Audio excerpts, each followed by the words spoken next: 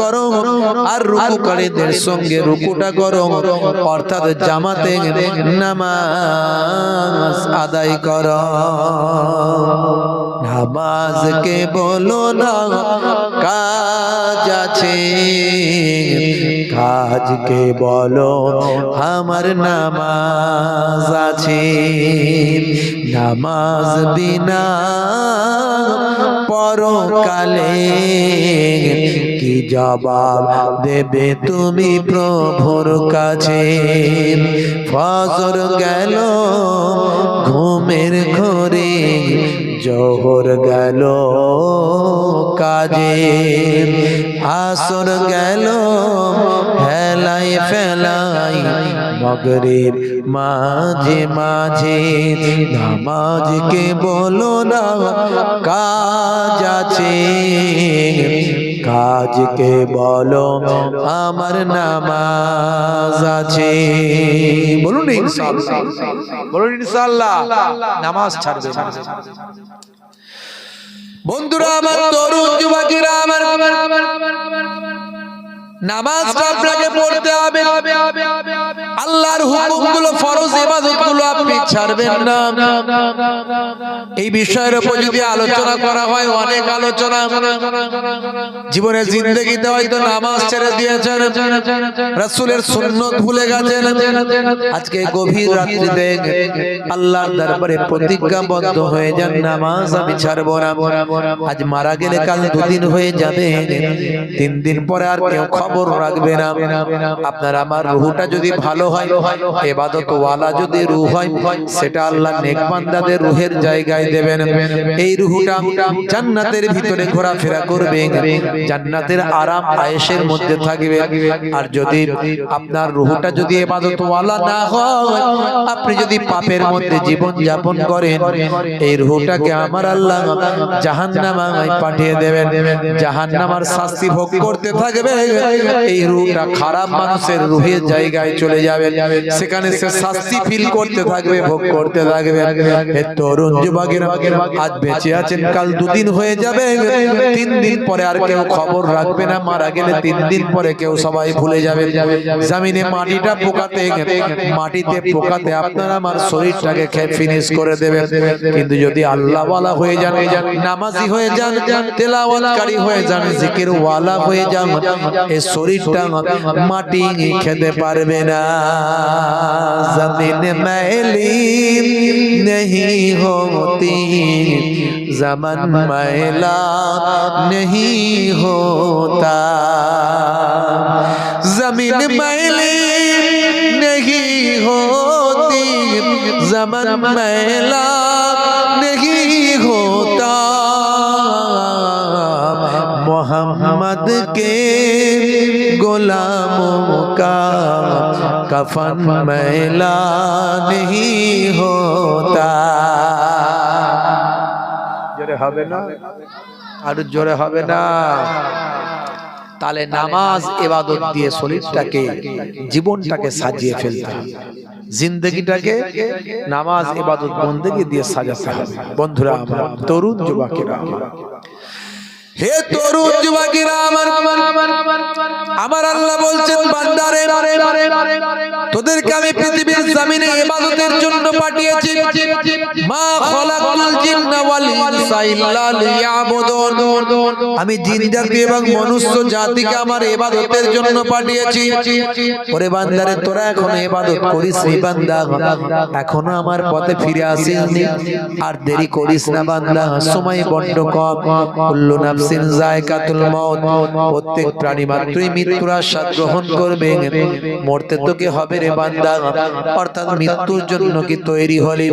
ইজা জা আজালহুম লা ইস্তাখিরুনা সাআতান ওয়া লা ইস্তাকদিমুন, মৃত্যুর যে সময় নির্ধারণ হয়েছে ওরে বান্দা, সেই সময়ের একটু এদিক ওদিক করা হবে না।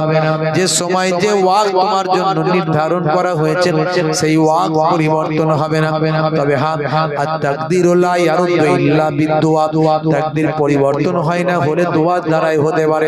আমি নামাজের বাড়িতে আমার আল্লাহ জানিয়ে দিচ্ছেন ওয়াস্তাইনু বিস-সাবরি ওয়াস-সালাহ, বান্দা তোরা আমার কাছে সাহায্য প্রার্থনা কর ধৈর্য এবং নামাজের মাধ্যমে।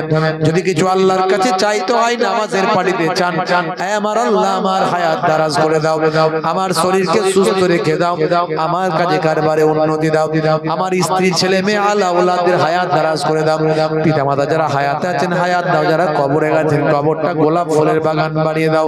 সিজদায় পড়ে পড়ে আল্লাহর দরবারে যদি বলা হয় আমার আল্লাহ আপনার তাকদীরটা পরিবর্তন করে দিতে পারেন। হে বান্দা শুনে রেখে দাও, আর বেশি সময় না, আইনামা তাকুনু ইউদরিকুমুল মাউত ওয়ালাউ কুনতুম ফি বুরুজিন মুশাইয়াদা। বান্দা মৃত্যুর হাত থেকে যেখানেই পলায়ন করো না কেন, সুদীর্ঘ গম্বুজের ভিতর মজবুত কেল্লার ভিতর আত্মগোপন করো। বান্দা তুমি মৃত্যুর হাত থেকে যেখানেই পালাতে চাও, ভেলোর যাও, চেন্নাই যাও, ম্যাড্রাস যাও, তুমি যেখানেই যাও, হসপিটাল যাও, এনআরএস যাও, পিজি যাও, ভাই আমার দোস্ত আমার যত বড় বড় নার্সিং হোমে যাও, মৃত্যুর হাত থেকে যেখানে পালায়ন করতে চাও না কেন, মওতটা যদি আমি আল্লাহ লিখে রাখি কোথাও পালিয়ে গিয়ে লাভ হবে না। ওরে বান্দারে সুম্মা ইলাইহি তুরজাউন, তোমাদেরকে আমি আল্লাহ আমার কাছে ফিরতে হবে। সুতরাং বান্দা নামাজ ছেড়ে দিও না, ইবাদত ভুলে যেও না, আমি আল্লাহকে ভয় করো, সচ্চা মুসলমান হয়ে যাও। সচ্চা মুসলমান না হয়ে মরো না, ওয়ালা তামুতুন্না ইল্লা ওয়া আনতুম মুসলিমুন, ততক্ষণ পর্যন্ত মরো না যতক্ষণ না সচ্চা মুসলমান না হয়ে যাও। সচ্চা মুসলমান হতে গেলে আল্লাহকে ভয় করো, আল্লাহর হুকুমগুলোকে মানো, আল্লাহর নির্দেশগুলোকে মানো, আল্লাহর নিষেধগুলোকে ছেড়ে নাও, নবীর সুন্নতের তাবেদারি করে নাও, আল্লাহকে ভয় করো, সচ্চা মুসলমান তুমি হয়ে যাবে। তোমার বুকে রাখো আল্লাহরই ভয়, আসবে না কোনো দিন কোনো পরাজয়, আসবে না কোনো দিন কোনো পরাজয়। বলুন না সুবহানাল্লাহ, জোরে হবে না? আর একটু জোরে হবে না? হারাম হালাল জেনে সরল সত্য মেনে নিষিদ্ধ সব ছেড়ে উঠুক জীবন বেড়ে যাবে তুমি জান্নাতে যাওয়া ছিল স্বপ্ন তোমার। তোমার বুকে রাখো আল্লাহরই ভয়, আসবে না কোনো দিন কোনো পরাজয়, আসবে না কোনো দিন কোনো পরাজয়। বলুন না ইনশাআল্লাহ, জোরে হবে না ইনশাআল্লাহ? ভাইরা আমার ওয়াজ বোঝা যাচ্ছে কিনা জানি না, রাত হয়েছে তো ঘুম পেয়ে গেছে, কথা ঠিক না ভুল? কি জি ছেড়ে দে মা কেঁদে বাঁচি, হ্যাঁ তাড়াতাড়ি বাড়ি পালাতে পারলে হয় বাবা, কি বিপদে পড়েছি, না ঘাটকা না ঘাটকা, না ভালো করে শুনতে পাচ্ছি, না মনে ঘরেও যেতে পারছি, চলে গেল লোকে বলবে ছেড়ে দিয়ে বেরিয়ে গেলি, কি কথা ঠিক না ভুল? গাড়ি ছেড়ে দিয়ে বেরিয়ে গেলি, এই তাবারুক বসে খাবে মাশাআল্লাহ, প্যাকেট নিয়ে যাবে, ছেলেরা সব প্যাকেট রেডি করে ফেলে। হে তরুণ যুবকেরা, খুবই সংক্ষেপ করে বলবো, লম্বা চওড়া নয়। আমার আল্লাহ বললেন বান্দারে ফিরে আয়, আমার দরবারে ফিরে আয়, আমার ইবাদত ভুলে যাস না বান্দা, রাসূলের সুন্নাত ছেড়ে দিস না বান্দা। ওরে বান্দারে শুনে রেখে দে, জেনে রেখে দে, তোদেরকে তো আমার দরবারে প্রত্যাবর্তন করতে হবে, ফিরে আসতে হবে। তোরা আমার দরবারে ফিরে আসবি, কি কৈফিয়ত দিবি, কি জবাব দিবি? বান্দা নামাজ ছেড়ে দিস না, নামাজটা পড়, ওয়াকিমুস সালাত ওয়া আতুজ যাকাত ওয়া আরকাউ মা'আর রাকিন। তোমরা সালাতটা কায়েম করো, যাকাতটা প্রদান করো, আর রুকুকারীদের সঙ্গে রুকুটা করো, অর্থাৎ জামাতে নামাজটা আদা করো। এ তরুণ যুবকেরা, যে বান্দা নামাজ পড়বে, ইন্নাস সালাতা তানহা আনিল ফাহশাই ওয়াল মুনকার, নিশ্চয় নামাজ তোমাকে অশ্লীলতা অন্যায় থেকে দূরে সরিয়ে দেবে। তুমি যদি নামাজি হয়ে যাও বান্দা, তুমি সুদখোর হতে পারবে না, তুমি নামাজি হলে জেনাখোর হতে পারবে না, তুমি নামাজি হলে মাতাল হতে পারবে না, তুমি নামাজি হলে ইফটিজিং করতে পারবে না, তুমি নামাজি হলে তুমি ছেলের বিয়েতে মোটা পণ নিতে পারবে না। তোমার নামাজ তোমাকে বাধা দেবে, তোমার দাড়ি তোমাকে বাধা দেবে।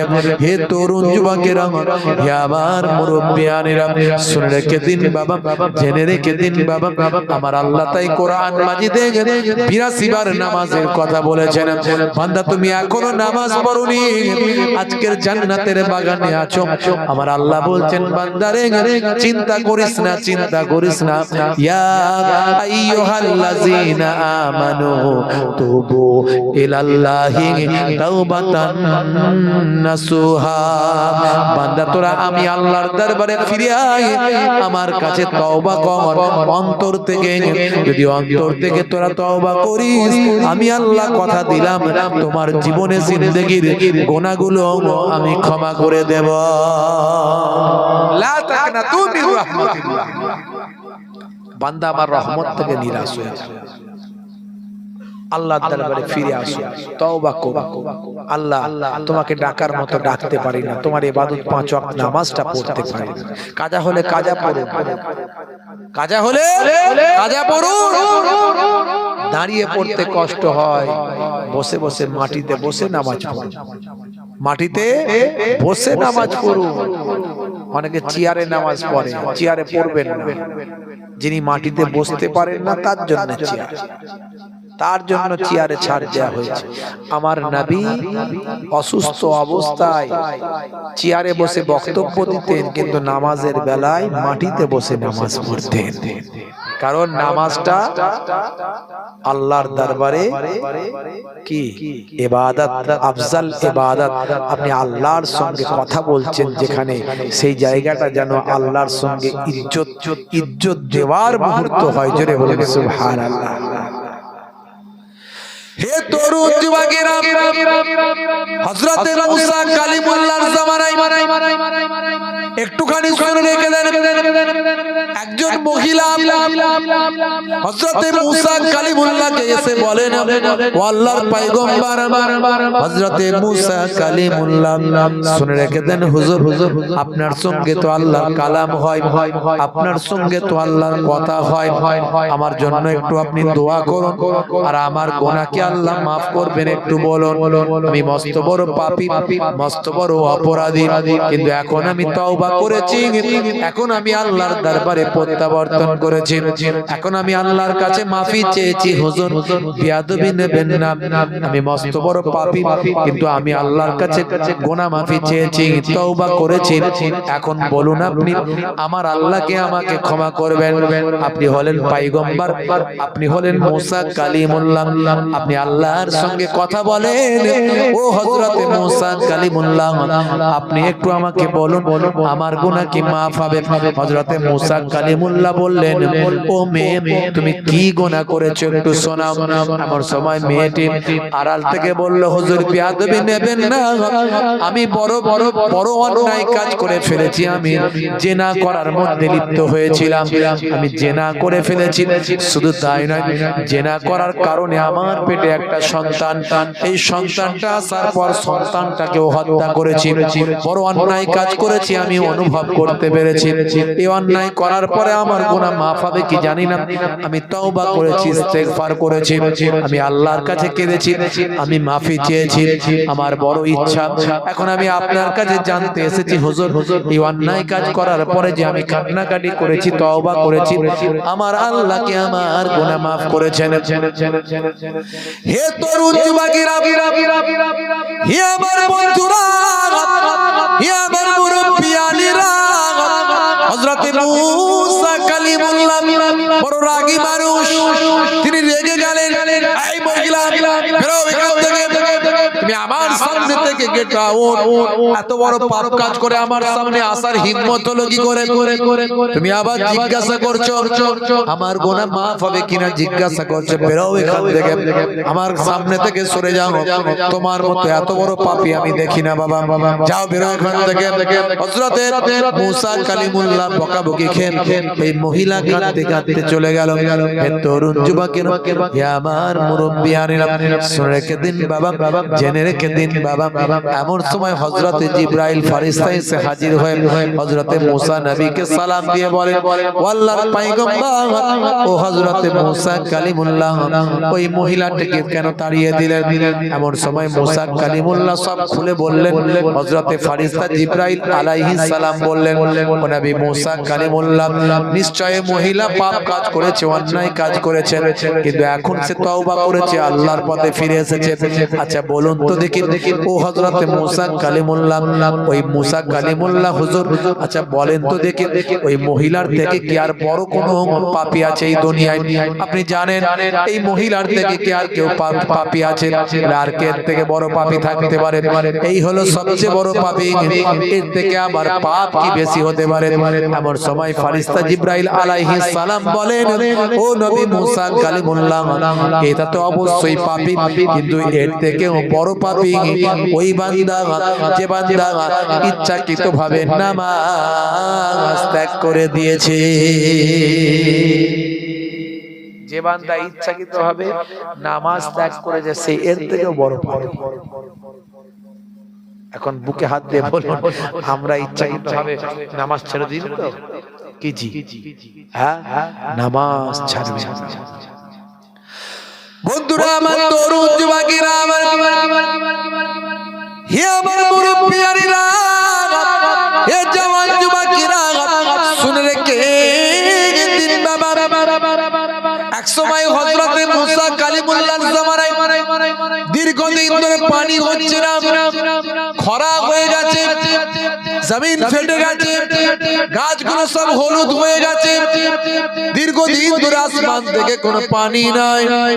মানুষগুলো পানির জন্য হাহাকার করছে, হাহাকার করছে, পশু পাখিগুলো সব মারা যাচ্ছে, হাহাকার করছে, জমিনটা ফেটে টুকরো হয়েছে, গাছপালাগুলো সব হলুদ হয়ে গেছে। মানুষজন হযরতে মুসা কালিমুল্লাহর কাছে এসে বলে, হুজুর আল্লাহর কাছে দরখাস্ত করুন, দোয়া চান। হযরতে মুসা কালিমুল্লাহ ওই সমস্ত নামাজি বান্দাদের নিয়ে ময়দানে গেলেন, ইস্তিসকার নামাজটা আদা করলেন।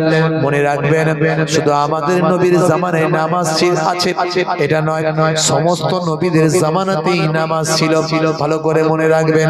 তবে আমাদের নবীর সময় এখন যে স্টাইলে 5 ওয়াক্ত নামাজ হয় এই রকম পদ্ধতিতে নামাজ ছিল না, কিন্তু নামাজ ছিল বাবা সমস্ত নবীদের আমলে নামাজ ছিল। এই জন্য পৃথিবীর প্রথম একটা মসজিদ ছিল, সেই মসজিদটার নাম হলো মসজিদুল হারাম অর্থাৎ কাবা শরীফ। তারপরে 40 বছর পর আরেকটা মসজিদ আল্লাহ কায়েম করালেন ফেরেশতাদের দিয়ে, সেই মসজিদটার নাম হলো মসজিদুল আকসা। ভাই আমার, দোস্ত আমার, কাবা শরীফের চত্বরে বান্দা যদি 1 রাকাত নামাজ পড়ে 1 লক্ষ রাকাত নামাজের সওয়াব। মসজিদুন নববী শরীফের মদিনার বিখ্যাত মসজিদে যদি বান্দা 1 রাকাত নামাজ পড়ে 50,000 রাকাত নামাজের সওয়াব। আর বাইতুল মুকাদ্দাস মসজিদুল আকসায় যদি বান্দা 1 রাকাত নামাজ পড়ে আমার আল্লাহ ওই বান্দা বান্দির নামাজ আমলে 25,000 রাকাত নামাজে সওয়াব দিয়ে থাকে। জোরে হবে না? আর জোরে হবে না? মুসা কালিমুল্লাহর কাছে লোকগুলো এসে বলে, হুজুর একটু পানির জন্য একটু ব্যবস্থা করতে হবে।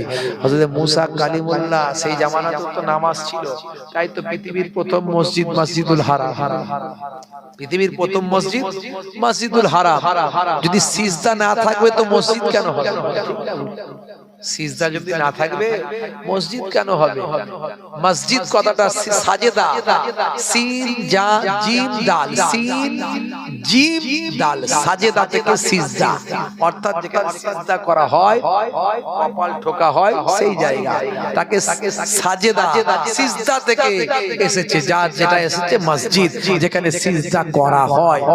এই জন্য আল্লাহ কোরআন মাজিদে বলেছেন সুবহানাল্লাযী আসরা বিআবদিহি লাইলাম মিনাল মসজিদিল হারাম ইলাল মসজিদিল আকসা। এই যে মসজিদে হারাম অর্থাৎ কাবা ঘরের কথা আল্লাহ কোরআনে উল্লেখ করেছেন। মসজিদে হারাম অর্থাৎ ভাই আমার কাবা ঘর, আর মসজিদুল আকসা হলো বাইতুল মুকাদ্দাস জেরুজালেম। বুঝতে পারছেন? বাইতুল মুকাদ্দাস। হে তরুণ যুবকেরা, যেমন নামাজ ছিল আগে, সমস্ত নবীদের জামানায় যেমন নামাজ ছিল, সমস্ত নবীদের জামানাতেই তেমন রোজা ছিল। তাই কোরআন মাজিদে আল্লাহ বললেন, ইয়া আইয়ুহাল্লাযীনা আমানু কুতিবা আলাইকুমুস সিয়াম কামা কুতিবা আলাল্লাযীনা মিন ক্বাবলিকুম লাআল্লাকুম তাত্তাকুন।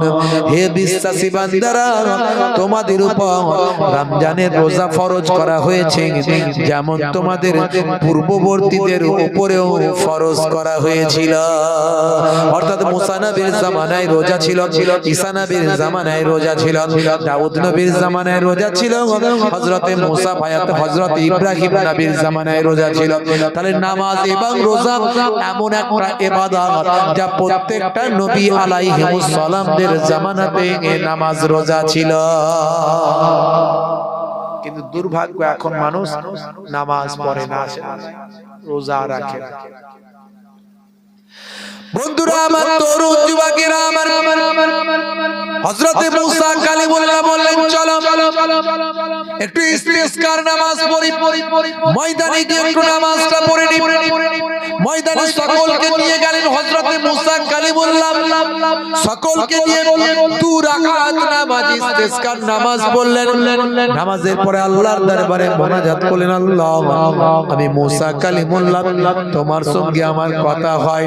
মাবুদ আল্লাহ, এতগুলো মানুষ বড় আশা করে তোমার দরবারে হাত দুখানা তুলেছি, তারা বড় আশা করে তোমার পয়গম্বরকে এসে জানিয়েছে পানির অভাবে মানুষগুলো পেরেশান হয়ে যায়, পশু পাখিগুলো সব মারা যায়, গাছগুলো সব সবুজ হয়ে যায়, জমিনটা ফেটে যায়, মানুষ পানির জন্য হাহাকার করে। আমার মাবুদ আল্লাহ, তুমি একটু পানি দান করো। যত মুসা কালিমুল্লাহ পানির জন্য দোয়া চাই, তত আকাশের রোদের তাপ, সূর্যের তাপ আরো বেশি বেড়ে যায়। যত পানির জন্য দোয়া চাইছে মুসা কালিমুল্লাহ, তত সূর্যের তেজ বেড়ে যাচ্ছে। মুসা কালিমুল্লাহ বলল, আল্লাহ এটা কি ধরনের অপমান হলো না, তোমার কাছে পানি চাইছি আর তুমি সূর্যের তেজ বাড়িয়ে দিচ্ছ। কোথায় মেঘ করবে, পানি দেবে, তা না করে সূর্যের তেজ বাড়াচ্ছ, এটা কি ধরনের অপমান। তোমার পয়গম্বর আমি, তুমি আমাকে নবী বানিয়েছো, আমার সঙ্গে কথা বলার কি ধরনের অপমান করছো আল্লাহ। আল্লাহ বলেন, হে নবী মুসা, আমি তোমাকে কোনো অপমান করছি না, কষ্ট দিচ্ছি না। তোমার এই ভিড়েতে, এই যে নামাজের লাইনেতে এমন এক ব্যক্তি আছে যে জীবনে 40টা বছরে আমাকে একবারও আল্লাহ বলে ডাকেনি, আমার ইবাদত করেনি কোনোদিন, সেও আজকে ঠেলাই পড়ে তোমার লাইনে ঢুকেছে। আর ওই লোক আছে বলে আমি আল্লাহ পানি দিচ্ছি না, আর রাগান্বিত হয়ে তুমি পানি চাইছো, আমি রৌদ্রের তাপ বাড়াচ্ছি। বুঝতে পারছেন কথা? এত দোয়া চাইছে হুজুর, দোয়া কবুল হয় না, কি করে হবে? ভেজাল তো ঢুকে আছে। কথা ঠিক না ভুল? হ্যাঁ। হে তরুণ যুবকেরা, হযরতে মুসা কালিমুল্লাহ উঠে দাঁড়িয়ে বললেন, কে আছো বাবা? এই হাজার হাজার মানুষের ভিতরে জীবনে 40টা বছর আল্লাহর ইবাদত করনি, কোনদিন এমন কে আছো বাবা? 40টা বছরে আল্লাহকে কোনদিন ডাকুনি, সিজদা করনি, এরকম মানুষ কে আছো বাবা? হে তরুণ যুবকেরা, শুনে রেখে দাও বাবা, জেনে রেখে দাও, সেই ব্যক্তির কারণে আজকে আমার আল্লাহ নারাজ হয়ে পানি দেননি। আমাকে আল্লাহ জানিয়েছেন ওই ব্যক্তি বেরিয়ে গেলে আল্লাহ পানি দেবেন। সেই ব্যক্তি কে আছো বাবা? এমন সময় যে মানুষটা সত্যি সেই মানুষটা যে মানুষটা ছিল সে তাড়াতাড়ি বেরিয়ে যাবে না, আরো মাথা নিচু করবে। কি করবে? বেরিয়ে যাবে। যদি বেরিয়ে যায় সবাই চিনে নেবে না? চিনে নেবে তো। সকালবেলা তাকে আর কেউ টিকতে দেবে এলাকায়? বেটা 40টা বছরে একদিন নামাজ পড়িসনি, ইবাদত করিসনি, তোর জন্য আকাশে আল্লাহ পানি দেয়নি, টেকা মুশকিল। 40টা বছর আল্লাহকে একদিনের জন্য ডাকিনি। সেই মানুষটার কথা যখন মুসা কালিমুল্লাহ বলেন, ওই মানুষটা যখন নিজের মাথাটা জমিনের দিকে নামিয়ে নিল যাতে করে কেউ না চিনতে পারে। বাবা যদি তাকে আজকে মানুষ চিনে যায়, যদি তাকে বের করে দেওয়া হয়, মানুষ তাকে চিনে যাবে, সে সমস্ত মানুষের সামনে অপমানিত হবে, লজ্জিত হবে। তাই সেই মানুষটা, যে মানুষটা মুসা কালিমুল্লাহ যাকে বের হতে বলছেন, সেই মানুষটা না বের হয়ে মাথাটা জমিনে নামিয়ে দিয়েছেন। জমিনে নামিয়ে দিয়ে ঝরঝর করে কাঁদে, আল্লাহ আজকে তুমি আমাকে অপমানিত করো না, লাঞ্ছনা করো না, অপমানিত লজ্জিত করো না। সত্যি এটা সত্য, আমি 40টা বছর ধরে তোমাকে একদিনও আল্লাহ বলে ডাকিনি, ইবাদত তোমার করিনি, কিন্তু তা বলে তোমার কাছে ছাড়া অন্য কারো কাছে তো গিয়ে আমি সাহায্য চাইনি। আজকে তোমার দরবারে আমি সাহায্য চাই মাবুদ। তুমি মুসা নবীর আল্লাহ, মুসা নবীর উম্মতের আল্লাহ, তুমি সমস্ত মানুষের আল্লাহ, কুল কায়নাতের তুমি আল্লাহ। আমার মতো বেনামাজি বেরোজাদার, আমার মতো অপরাধী তুমি ছাড়া তো অন্য কোনো আল্লাহ নাই। আয় আমার আল্লাহ, আয় আমার মাবুদ, আজকে তুমি আমার ইজ্জত বাঁচিয়ে দাও, আজকে তুমি আমার সম্মানটা বাঁচিয়ে দাও। আমি তোমার কাছে প্রতিজ্ঞাবদ্ধ হয়েছি, আমি জীবনে জিন্দেগিতে তোমার ইবাদত আর কখনো ছাড়ব না। যেটা হবে না, হবে না, হবে না, যেটা হবে না। হে তরুণ যুবকেরা, ওই বেনামাজি বান্দা, বেরোজগার বান্দা, ওই অপরাধী বান্দা যখন আল্লাহর কাছে এই বলে দোয়া চায়, চোখের পানি ফেলে, সঙ্গে সঙ্গে তার দোয়াটা আল্লাহর আরশে কবুল হয়ে যায়। হঠাৎ করে দেখতে পাওয়া যায় আকাশের মেঘ জমে গেল, তত্তর তত্তর করে অফুরন্ত পানি নাজিল হতে লাগলো। হযরতে মুসা কালিমুল্লাহ আল্লাহকে বললেন, আল্লাহ এটা কি ধরনের অপমান? তুমি বললে একজন ব্যক্তি আছে যে জীবনে 40টা বছর ইবাদত করেনি।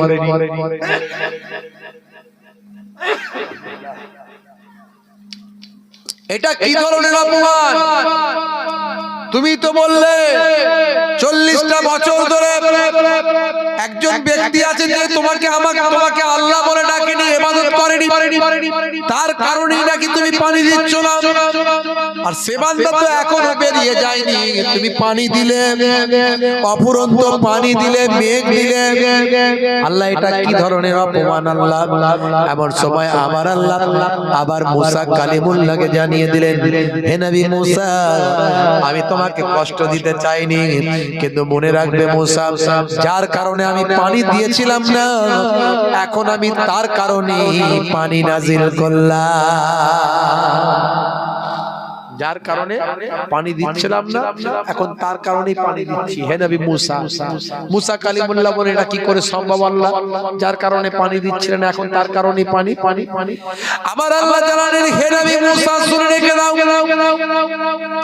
ওই বান্দা আমার কাছে তওবা করেছে, তাওবাতান নাসুহা করেছে, অন্তর থেকে তওবা করেছে, আমার কাছে ফিরে এসেছে, সে নিজের ইজ্জত সম্মানকে বাঁচানোর জন্য আমার কাছে দোয়া চেয়েছে। আমি আল্লাহ তার দোয়া কবুল করে নিয়েছি, তার তওবাকে কবুল করে আমি আল্লাহ অফুরন্ত পানি দিয়েছি, আর তার ইজ্জতকে আমি বাঁচিয়ে দিয়েছি। যদি সে সবার মধ্যে থেকে বেরিয়ে যেত, লোকের কাছে অসম্মান হতো, মানুষের কাছে লজ্জিত হতো, হাজার হাজার মানুষ তাকে চিনতে পারত, আমি কারো কাছে তার পরিচিত হতে দিইনি, তাকে কারো কাছে লজ্জিত হতে দিইনি। সে সে অন্তর দিয়ে আমার কাছে কেঁদেছে, আমি আল্লাহ তার দোয়া কবুল করেছি, তার তওবাকে কবুল করে অফুরন্ত পানি নাজিল করেছি। অর্থাৎ যার কারণে আমি পানি দিচ্ছিলাম না, এখন আমি তার কারণে আমি আল্লাহ পানি নাজিল করেছি। হযরতে মুসা কালিমুল্লাহ বললেন, আল্লাহ তাহলে ওই মানুষটা কি আমাকে একটু দেখিয়ে দিন। আমার আল্লাহ বললেন, হে নবী মুসা, আমি তাকে তোমার সঙ্গে দেখা করাবো না, কারণ তার পরিচয় আছে, তার সম্মান আছে। তোমার সামনে যদি সে লজ্জিত হয়, তাই তোমার সামনে আমি লজ্জিত করব না, কোন মানুষের সামনেও তাকে লজ্জিত করব না। এটা একান্ত বান্দা এবং আল্লাহর ব্যাপার। কোন বান্দা যখন আমার কাছে নিজের ইজ্জতকে গোপন করতে চায়, আমি আল্লাহ তাকে বেইজ্জত করি না, কারণ কোন মানুষের কাছে তাকে অসম্মান আমি করি না। হে নবী মুসা কালিমুল্লাহ, তোমার সামনে আমি তাকে পরিচয় করাবো না, কারণ সে তোমার সামনে লজ্জাবোধ করবে। আমি আল্লাহ আমার কাছে তার গোপনীয়তা রাখতে চেয়েছে, আমি আল্লাহ তার ইজ্জতকে গোপন করে দিয়েছি। জোরে হবে না? জোরে হবে না? তাহলে রহমান, আল্লাহ রহমান, আল্লাহ রাহিম, আল্লাহ দয়ালু মেহেরবান।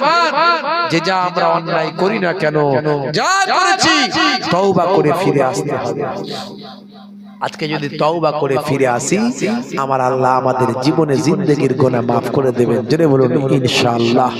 জোরে বলুন আল্লাহুম্মা আমিন। আল্লাহ কবুল করেন। ভাইরা আমার, তরুণ যুবকেরা আমার, তাহলে নামাজ ছেড়ে দেবেন, রাসূলের সুন্নাত ভুলে যাবেন না। রাসূলের সুন্নাতগুলো নিয়ে আলোচনা করলে অনেক কথা, অনেক আলোচনা, আমি সেদিকে যাব না। একটার পর একটা আমি বলেছি, আল্লাহর হুকুমগুলো নিয়ে বলেছি, এর মধ্যে কি বিজ্ঞান আছে, নামাজের মধ্যে কি সায়েন্স আছে, বিজ্ঞান আছে বলেছি, রোজার মধ্যে কি আছে বলেছি, দাড়ি টুপির মধ্যে কি আছে বলেছি, ডান দিকে কাত হয়ে ঘুমানোর মধ্যে হ্যাচ্চ করে আলহামদুলিল্লাহ বলার মধ্যে কি সায়েন্স আছে, সব বলেছি। অনেক আলোচনা, ইন্টারনেটে সার্চ করলে 20-25 হাজার বক্তব্য আছে। আজকে এই ঠান্ডার আবহাওয়ায় আপনাদেরও সেই এনার্জি নাই, আমারও বলার এনার্জি নাই। বাপেরা আমার, তরুণ যুবকেরা আমার, আমি আপনাদের কাছে অনুরোধ করব, ফিরে আসুন আল্লাহর পথে। আল্লাহর পথে ফিরে আসুন। বেনামাজি হবেন না, রাসূলের সুন্নাত ছেড়ে দেবেন না। আস্তে পিস্তে মুসিবত আমাদের ঘিরে রেখেছে। সারা পৃথিবীর দিকে তাকিয়ে দেখুন, মুসলমান আজকে লাঞ্ছিত, বঞ্চিত, অপমানিত হচ্ছে। তার কারণ হলো মুসলমান আল্লাহ ভুলেছে, নবীর সুন্নাত ভুলে গেছে। আজকে দেখুন বাপজি আমার, আর যারা দ্বীনের পথে আছে, আমার আল্লাহর গায়েবী মাদদ তাদের উপরে আছে। ভাইরা আমার, তরুণ যুবকেরা আমার, যারা আল্লাহর নবীর সুন্নতের পথে আছে, তাদের উপর আল্লাহর গায়েবী মাদদ তাদের উপরে আছে। আমি আপনাদের অনুরোধ করব, নবীর সুন্নত ভুলে যাবেন না, আল্লাহর দ্বীন ছেড়ে দেবেন না। তওবা করে আল্লাহর পথে ফিরে আসুন, রাসূলের সুন্নতটাকে আঁকড়ে ধরুন।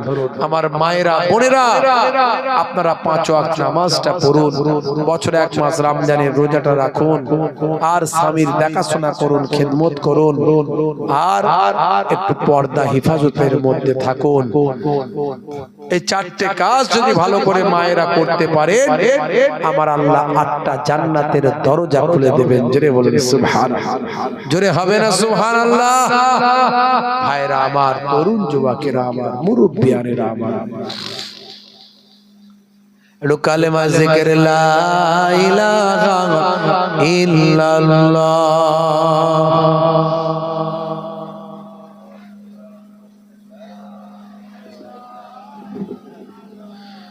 কষ্ট হচ্ছে আপনাদের, মনে হচ্ছে কি জি? একটু হ্যাঁ হো দেন, ঠান্ডা লাগছে, খুব কষ্ট হচ্ছে, তাই তো? মাটির উপরে বসে আছে। শেষ করে দেবো? বেশিরভাগ মানুষ চুপ করে আছে, তার মানে হুজুর ছেড়ে দিলেই ভালো হয়। কথা ঠিক না ভুল? লম্বা চওড়া নয়, বেশি দীর্ঘ সময় নয়, আখেরি মোনাজাত করব। বাপেরা আমার, একবার মুহাম্মাদের সঙ্গে দরুদ শরীফ, আল্লাহুম্মা সাল্লি আলা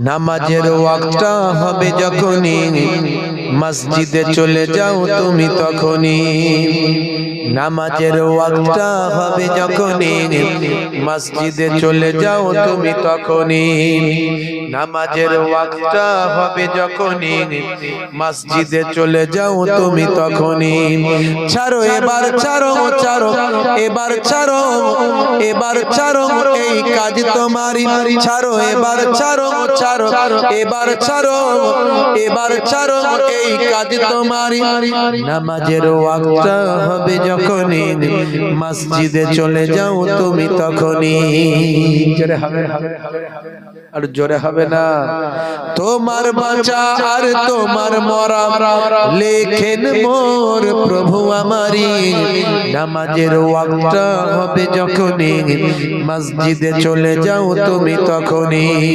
নামাজের ওয়াক্তটা হবে যখনই মসজিদে চলে যাও তুমি তখনই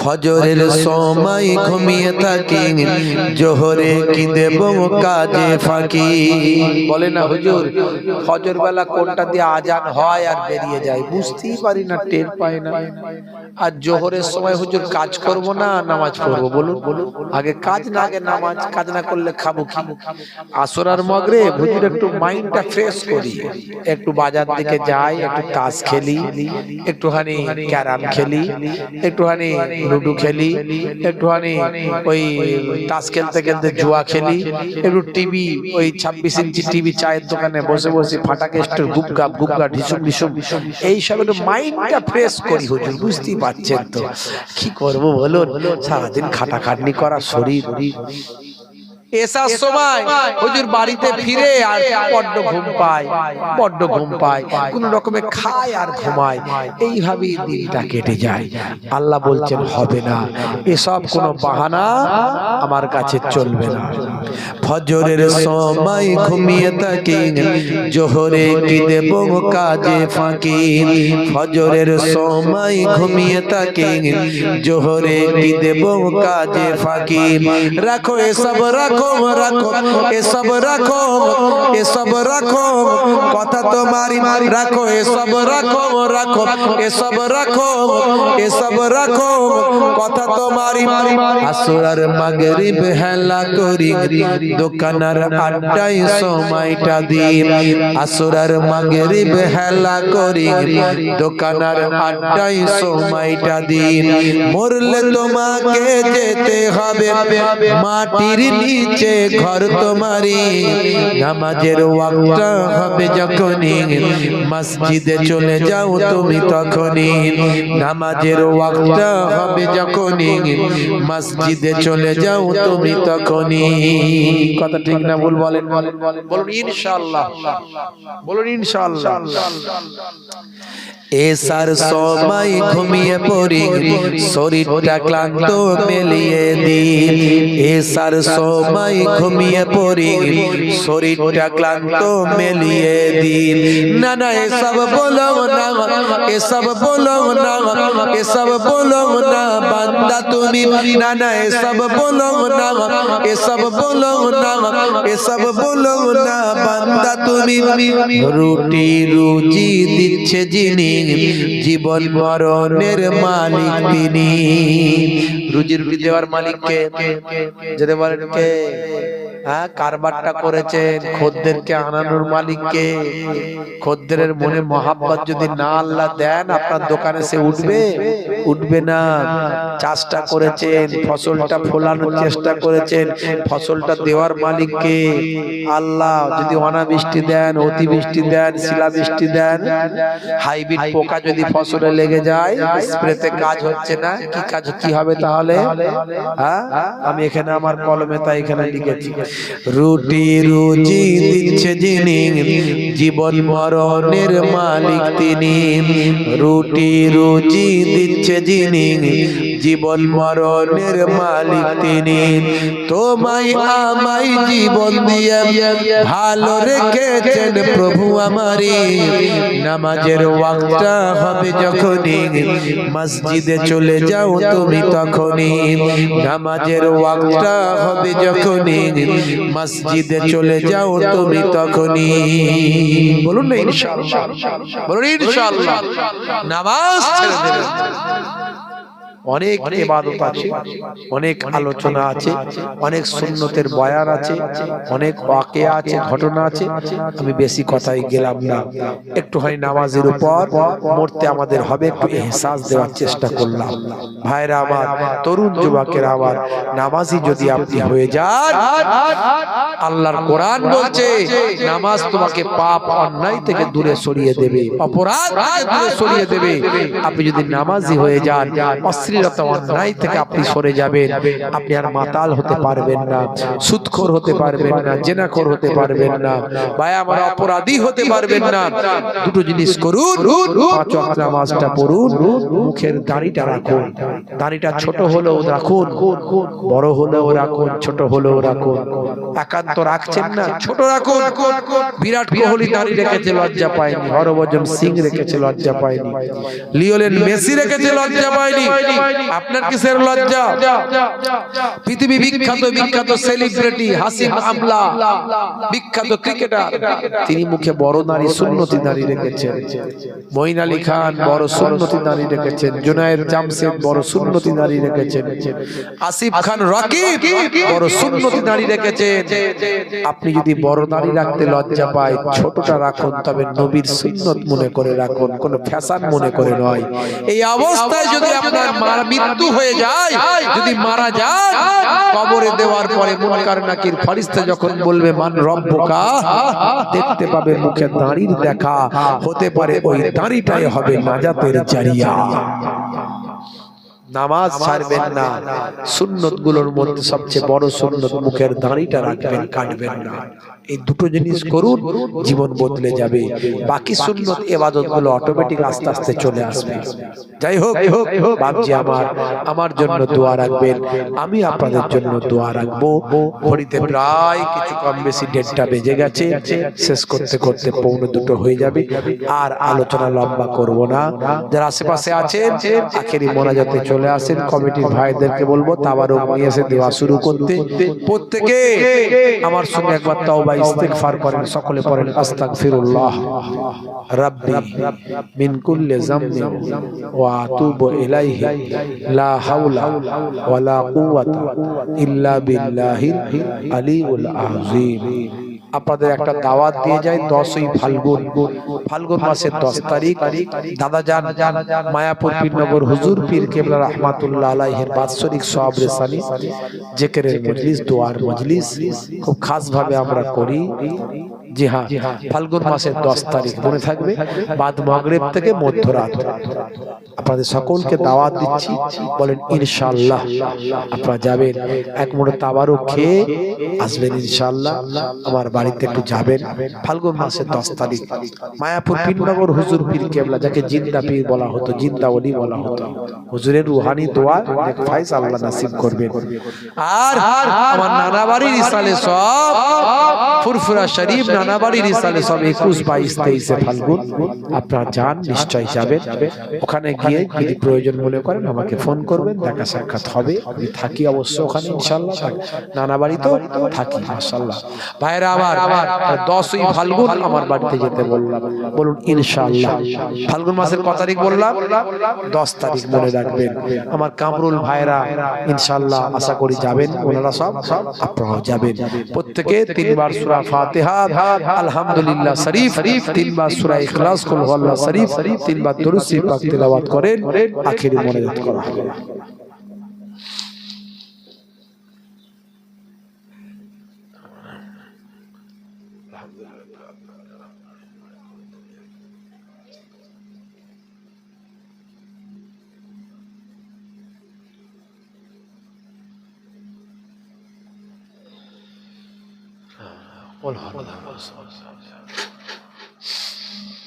হ্যাঁ দেওয়া শুরু।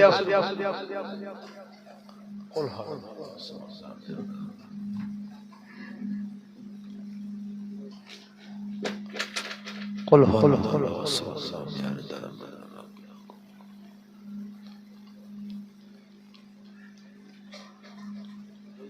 থাক থাক থাক থাক এখন শেষ ঘুমাচ্ছে ঘুমা